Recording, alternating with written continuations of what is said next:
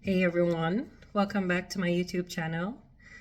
And first off, I would like to say yes, I'm done with BMT training. Thank you, God, it's over. I will be sharing with you my experience for that 7.5 week. Just to let you know, thank you so much for the subscription. Thank you so much for the likes, the view. Please continue to share. Please continue to view my videos that I have, and I look forward for you guys to listen to what I have to say in regards to my experience for that 7.5 weeks in BMT. Before I go about sharing my experience, just want to let you know the information that I'll be sharing is based on my opinion of my experience when I was in BMT, and this is not of the Air Force. So again, this is my experience and my personal opinion of what each week contained for me. I did make a note of everything that I had been through for that 7.5 weeks because I'm being quite honest. Like, I can't tell you everything like off the top of my head, like each week, what we did, what each experience was, because I think I kind of had like a mental block for each week, and I just like said, okay, that week is over. That's it. I'm just looking forward for what's gonna happen next. So I did, as I said, I did take notes as each week progressed, like what happened, so I could just get it jotted down. So let me start off by saying, before I arrived in Lackland Air Force Base, the day before, prior to I met with my recruiter. We went back over the contract, we signed, and I left, and then I went to the hotel that we were supposed to stay at. The hotel was pretty cool, was pretty chill. I met like persons there, and we were transferred over to MEPS. So the morning we got to MEPS, we arrived there, we peed in a cup. I guess it's just to check to see if we're pregnant. And so on. Later on, we left, went to Lackland. Well, we swore in, then after everything was done and everything was processed for us, we got our orders, and then we left for Lackland. When we arrived at Lackland now, because like, you know, based on other videos that I watch, I was like kind of anticipating like, okay, what's gonna happen. But we got there, somebody came on the bus. They were like, hey, welcome to Lackland Air Force Base. We'll have persons line up over on the right, line up over on the left. We were there at the I think it's a PRC. We went inside. When we went inside, they were like, welcome. They asked like if there was anybody doing naturalization. I was doing my naturalization, so they got my information and proceed into the area. So when we got in there, we got a backpack with stuff. So I have like for 0 week, which is what the week I arrived in was. We arrived, we got a backpack. There was toiletries, pens, highlighters, Sharpies, notebook, shower shoes, and other items. We met the MTI for 0 week, and by the time, well, before we met the MTI, by the time we were finished, because they had us try stuff just to make sure everything would fit, or what was working well, and then we head out, and then we met our MTI. We got on the dorm like 11 o'clock that night, and throughout 0 week, throughout that week, we did like chore runners. There was EC monitors. We did dorm duties, detailed us down, immunization.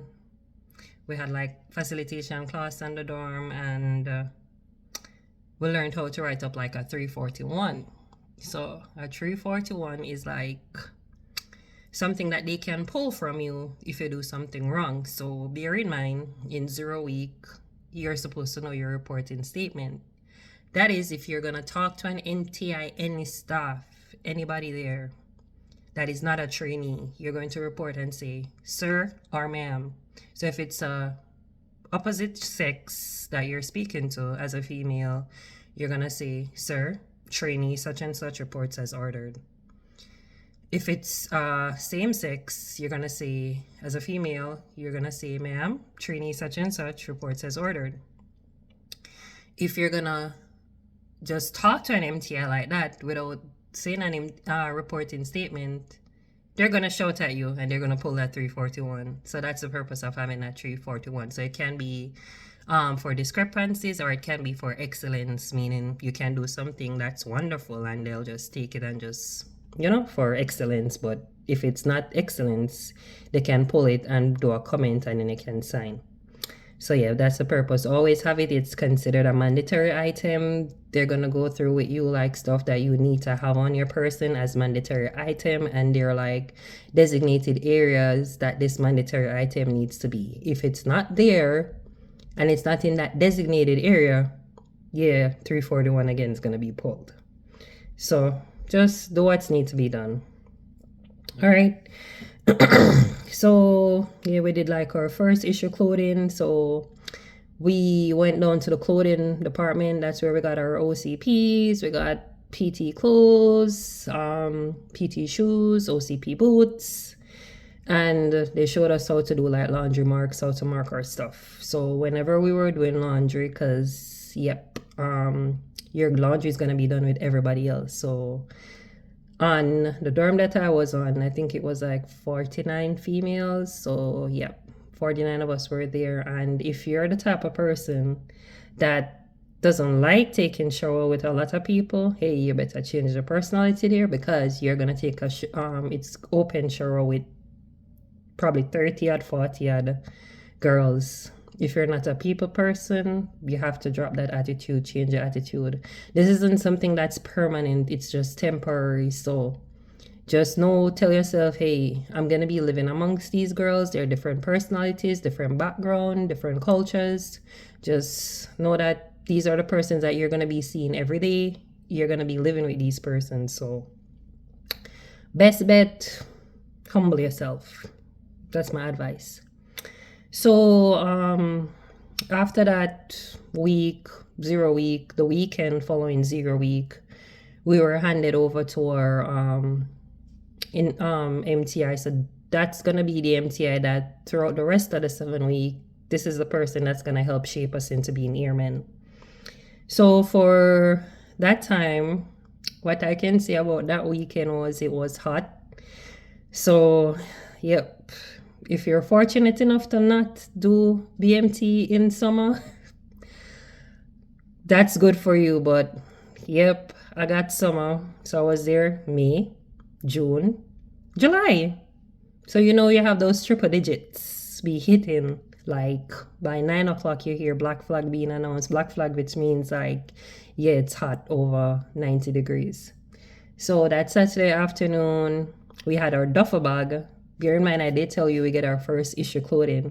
So that had our OCPs, had our PT clothes, boots, and yep, those were in there. Plus, we had our civilian bag. That's the bag that we arrived on Lackland in the first place. And just to let you guys know, please pack as light as possible. Don't bring any suitcase, because reason being, you're gonna have to lift it up. You can't pull it like you're at a hotel. You have to lift up that suitcase, and it has to be carried in your left hand. So bear in mind, when you arrive at Lackland, you have that civilian luggage, that luggage that you brought your stuff in. Like you're probably bringing like toothbrush, toothpaste, probably a couple clothes and stuff, rug, soap, whatever, any toiletries. That's in your civilian bag. And remember, I told you we got a backpack with some additional stuff that I had mentioned. So that's 2 items. Then you got your first issue clothing, which is going to be in your duffel bag with your OCP, PT clothes, boots, running shoes, socks, and so on. The shirts and stuff that you're going to wear under your OCP coat. So you have 3 bags in total. So imagine having a suitcase with your duffel bag and the backpack walking in temperature that's over 100 degrees. Yeah, that was for some persons. Not me though, but for some persons. So you're walking, going to the dorm that you're going to be assigned to for that 7 weeks. So we left the squadron that we were at in 0 week, went to the area where that's where graduation is going to be kept, met the MTI we're going to be handed over to, and then we're marching now in the sun with these 3 items going to our new squadron. So we arrived at the squadron. We're like, hey, marching. We started going up the step. So before I even start, when we were in 0 week, we lived on the 3rd floor. It was a lot of steps. Now we're going over to our new squadron. So imagine I'm at the front of the line, walking in the sun, going up the steps. So I'm going up the steps and past the 3rd floor. The MTI was like, hurry up, hurry up. And we're dying because we have this heavy bag on our back. We have the backpack in front of us. We have our civilian luggage in our hands going up those steps. So I'm like, hold up, we're not there as yet. Only to see that there's a 4th floor. I kid you not. I think it's like probably 90 something or 100 steps we climbed up that day. I kid you not. Going up and then the MTI be like, hurry up, trainee, hurry up.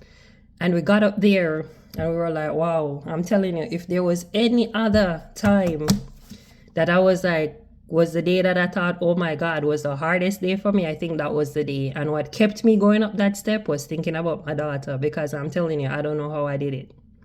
And the other girls could say, yep, they were literally pushing themselves, like motivating themselves to go up that stairs because it wasn't easy. So, yep, we're there the Saturday, packed out our stuff, got assigned to our bed and so on. And we got like memory work. We got that in 0 week, but now we got the memory work that we needed to study now. And there were like different questions on it. We had to know the Airman song, Airman's Creed, along with other stuff that needed to be studied. So week 1 now started the Sunday. Monday now, or within that week 1, we learned like drill movements. We did our initial PT test because that was now week 1. So the PT test, you have the initial just to see where you're at. Then second test is going to be done in week 3. Again, it's just to see a progression. The final test that counts is actually week 5. So we start PT week 1. So each day in PT, there's like different stuff we do. There's like CIT days, aerobics days, strength and endurance, and yeah, it's designated just to try and like help to whatever area you're weak in, helps you to improve to do better. We did weapons training, we did more labs again, immunization, record processing, shoot alignments, we did a squadron tour. We got to call our family, and it was short, and then we sent the address to where they could write letters to. I would say that something that helped was Sandbox. So I would suggest that before you go off, let your family know about Sandbox. Tell them to download the app. And as soon as you get that information to send off to your family for the address, just text it to them, and they can put in that information to start sending your letters through Sandbox. We had like security drawers, we set it up, we hanged up our OCPs, we did like fire drills, and we put away our civilian bags in the utility closet. So that's where it stayed. So anything that you needed from that civilian luggage that was authorized and needed, you could put it in your security drawer. What's not needed, you put it up in that utility closet. Excuse me. So week 2 now, we got our second issued clothing, which was our blues. So we got those, we tried them on, what needed to be altered, got adjusted for us. The lady there did say to us like, hey, some of you guys are gonna be losing weight, so not a problem, you guys can come back and get everything adjusted. I did, because I lost weight along with some other persons. we did laundry marks again. So this was now for a second issue with the laundry marks. We got our patio break. It's something that is earned, and it was 45 minutes. I got put on a waiver, and we learned how to do 1x3. So what's a waiver, you probably may ask. So the boots was an issue to why I got the waivers, because the boots were very heavy, and taking a knee. So that was something that they always would like, first two up, first two down, in regard to taking a knee. I forgot I'm old. I'm not young anymore. I'm not that young person. So yeah, persons look at me, they said, oh, I'm probably in my 20s. No, darling, I'm 34 years old. So when I told people my age, it's like they didn't believe me. So imagine me forgetting that I'm old. When they say first two up, first two down, and I go down, you say proceeding, sir. So every time they give you an instruction, you have to say proceeding, sir, as well. So going down now, staying on that knee, they're kneeling down, my knee started cramping and it started hurting, but I didn't move it because I'm like, hey, I need to endure this. I need to be better. I need to show excellence in all I do. So my knee started hurting. Then I have this heavy boot pulling down my ankles. So the knee and the ankles, the boots, the socks, I don't know what was going on. I guess my body wasn't used to everything. And then we walk, like literally everywhere we walk. We woke up like 5:45 and we didn't go to bed until 2100 hours. So you can't sit on your bed. You can't lie on your bed. You're not supposed to do that. That's not allowed. And we're probably like, even if I got to sit down, it was like for a minute or so. So I guess just me being so actively moving, that's something I'm not really used to, despite exercising and stuff. But like, yeah, my body wasn't used to it. So my ankles started swelling.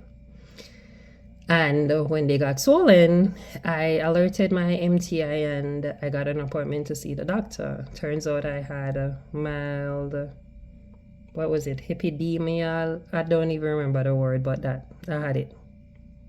So I was put on a waiver where I was no longer allowed to wear that boots. I was now supposed to only be in my running shoes until I got boots that were more comfortable and lighter. I couldn't do any drills, so imagine, week 1 we just start learning the drills, and week 2 this happened to me. So I couldn't do drills, I couldn't do any facing movements, and yeah. Anyways, I still pushed because I told myself I need to get out this waiver. So even though I didn't get to do the drills, I didn't get to run, I did do the cycling, I was on the bikes and so on. So despite me having a down, I still had ups where I was able to still participate in PT, just not do anything that was rigorous.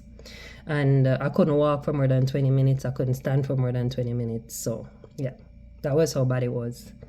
So week 3 now was the second PT test.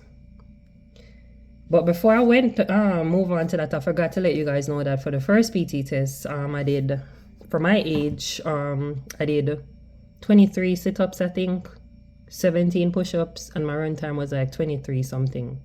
So yeah, it was bad. That was my first time ever doing a full 1.5 mile run. So yeah. Anyways, the second PT test was in week 3, and I think for that I did 28 sit-ups, and I don't even remember if it was 20 or so push-ups, but I didn't run because I'm a waiver. So that didn't really count. So my goal was that I wanted to do better in my sit-ups, do better in my push-up, and continue to push myself on the bikes to try and see if that could help improve my running. So after that, we did our first appraisal, which is a PC. So the PC is where they do an assessment on the area, your living area. So they check the beds, they check on your beds, they check your boots, they check to make sure that the bed is made properly, because you have to make sure the beds are made properly with the hospital corners. I had advised that you get a clipboard. If you don't have a clipboard, whenever you get a chance to go to the BX, please get one. Also for boots, please get insoles, because that will help you a lot. I was able to purchase my boots also in week 2, and the boots that I got were lighter. They were called Oakleys, and trust me, they were a lot better than the ones that were issued to us. So I put my insoles in those, and trust me, yep, they were lifesavers. So for the PC, I failed. I got, I think, 26, because they found lint, they found dust. Like, I'm telling you, like, whenever we always be doing dust down and details on the dorm, like, for somehow, the moment you just clean that area, there's gonna be more dust coming. So I made a note, because they asked that you take out a notebook just to make a note of the areas that you failed in, so you can do better to pass that second PC. There was more drills, but I couldn't do them because I was still on my waiver. We got our CAT cards, and I got my first meal. Yep. We started doing parade for graduation, so I stand at the line, the sideline, you would say, and watch them practicing. Didn't really feel any way, but we kind of had to stop because there was a tropical storm coming. I think it was called, what was it? Was it Beryl? I think so. Or there was just a regular tropical storm. I don't think the hurricane came as it, but there was a tropical storm. That's why we didn't get to finish practice. Anyways, we got our mandatory phone call in week 3. So we got a little bit more time than that little hurry and quick call, send the address. We got to actually call and talk to our families, which was pretty nice, because I got to talk to my daughter, I got to talk to my mom.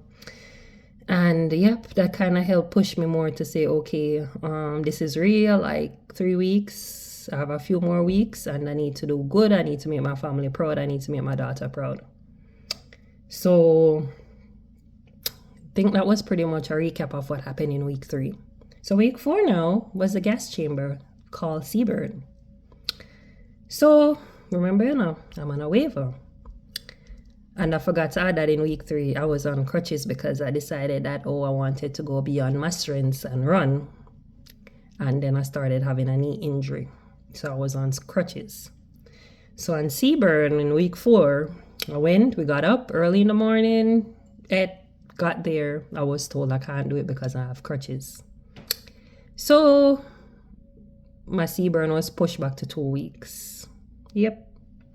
And I had a wonderful young lady, can't call her name, but she knows herself. She was there as my wingman, because you also have to have a wingman. I forgot to mention that is something that is very important and crucial, the wingman policy.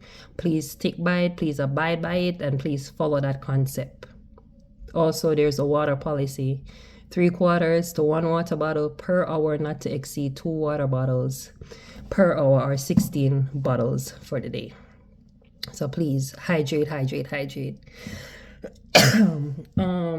So I didn't get to do it, but I did FES. We did the class, and then we did the application. We did our flight photos in week 4. We did parade again, and then I did my first naturalization practice. So the naturalization practice is where we would practice. So for the graduation, on the day of the first graduation, we actually do a little ceremony for persons who become naturalized. So we actually have a practice for that, so we can know what to do on the day. We did controls, we did PCs, drills, and OCPPC. And I think for my PC, the second PC I got 8, so I passed. Yeah. Week 5, we did CATM. That was when we went to the shooting range. Let me just tell you a little something about myself. I've never held a gun in my life. I've never fired a gun in my life. So this is me going there, nervous as hell. After they trained us on how to like handle the gun, what to do, and all of that stuff, we're there now at the range ready. I'm telling you, I took every instruction that instructor told us to do, I did, and I took a deep breath. In, out, fire. So in order to get marksman, you needed to get 24. The pass mark to pass everything was 12. I got 13. So woohoo, I was proud of myself, and trust me, I would go back again after having that experience, because trust me, it kind of helped build my confidence in handling a weapon. And for persons who are like, oh, it should have been a piece of cake, no. So the procedures, how the military want you to handle the gun and shoot, is completely different from how you probably would go to a shooting range and shoot. So just letting you know that. We did our final PT as well in week 5. So for the final PT, I don't know what happened, but I kind of miscalculated a lot of stuff. So I did 33 sit-ups. I did 20 push-ups, and my run time was 17.52. So that got my score to 74.7. The pass mark was 75. I was devastated. When I said devastated, I could fall through the floor. I don't know why. I believe that those points would be enough, but that kind of pushed me to say, okay, I'm gonna do better. So we did the test the Tuesday. I had my retest done the Friday, and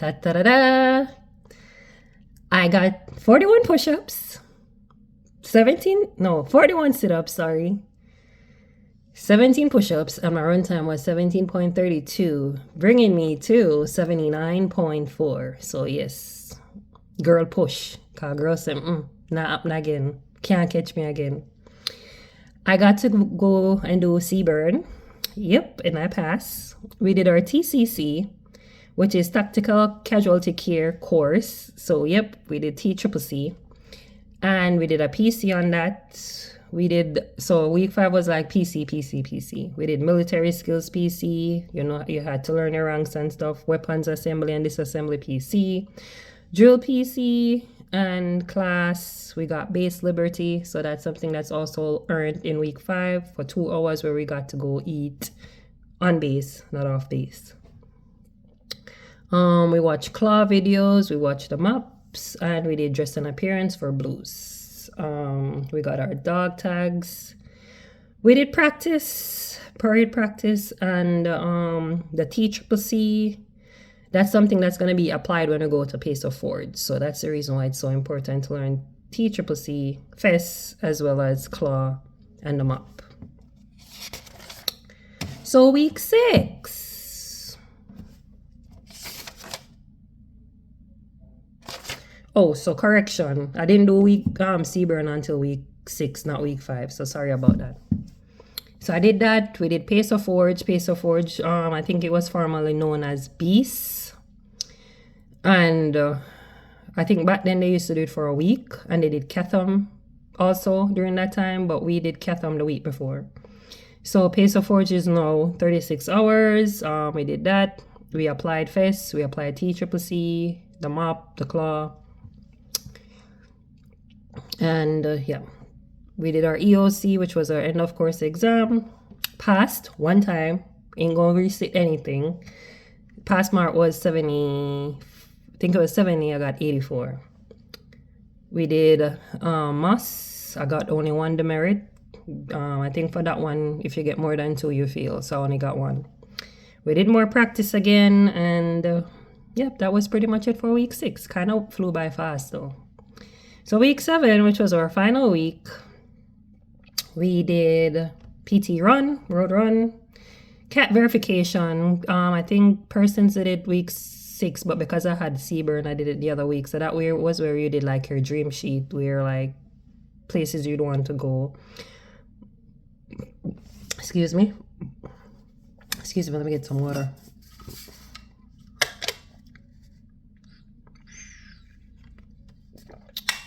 Yep, so the dream sheet was places that you'd want to go. Just bear in mind that it's a dream sheet. You may not get what's on that sheet, and yeah, don't be disappointed, because again, it's a dream sheet. So I did make a note of, based on what the instructor had told us, he said if selecting overseas with dependent, choose extended long, because that's like 12 months. Do 8 choices for overseas, 8 choices for state, and they will look at the overseas first, then the state. If you don't want overseas, leave that part blank. You can also update this list when you go to tech school, but sometimes I'll just advise you that just do what you need to do. Even though the time is limited when choosing it in BMT, you may not get a chance to update it in textbook because sometimes the decision has already been made. We did the RAD survey. It's basically just doing a survey about your experience in BMT. Naturalization, I did that, answered my questions, got sworn in. Took picture with my American flag because I'm now an American citizen. Sent it to my mom. I collected my flight photos. We had undergrads. We had 2 undergrads from our class. It was the dorm chief as well as the guide and bearer. Persons got their ribbon for like marksman, undergrad as well, and yep, all of that was based on the whole point system of whatever you got.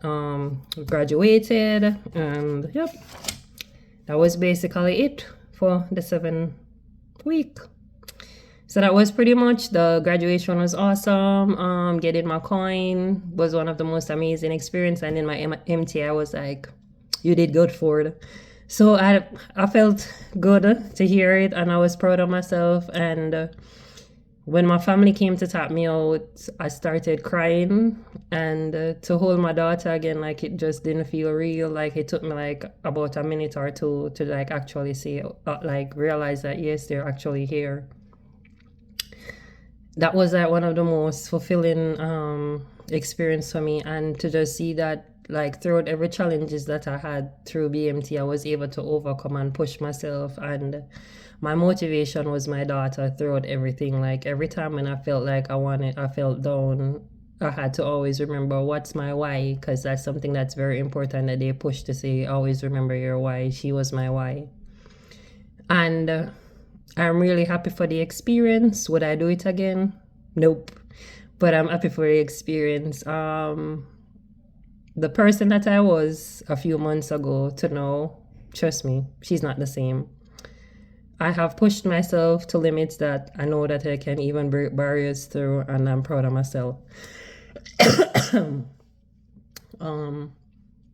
am really appreciative for the MTIs.